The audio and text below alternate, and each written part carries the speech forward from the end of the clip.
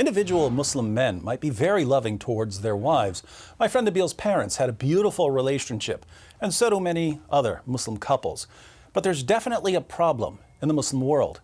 In 2009, the Organization for Economic Cooperation and Development released a report on gender equality and social institutions. They rated countries around the world based on the opportunities women have for education and employment, laws to protect women from physical violence, the percentage of women who are married and or divorced by age 16, and so on. And they found that 11 of the 12 countries with the highest levels of discrimination against women were Muslim-majority countries. A similar study in 2014, conducted by the World Economic Forum using their own criteria, concluded that 19 of the 20 worst countries in the world in terms of the gender gap between men and women were Muslim-majority countries. When you have a problem like this, you have to ask, why do so many Muslim countries have the same problem, namely high levels of discrimination against women?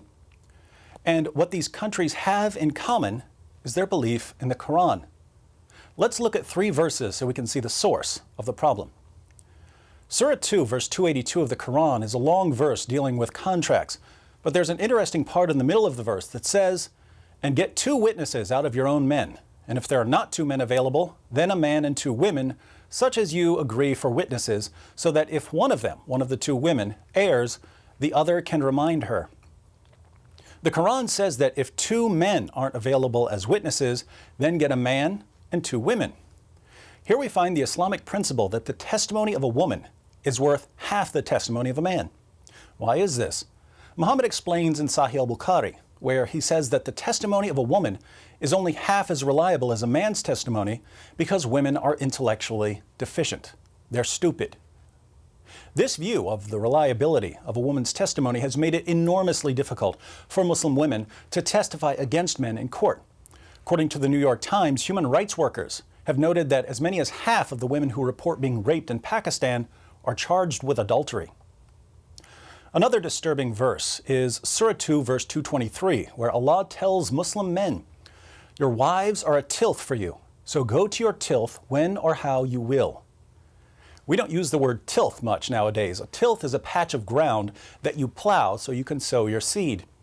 The Quran says that women are a tilth that you approach whenever and however you want.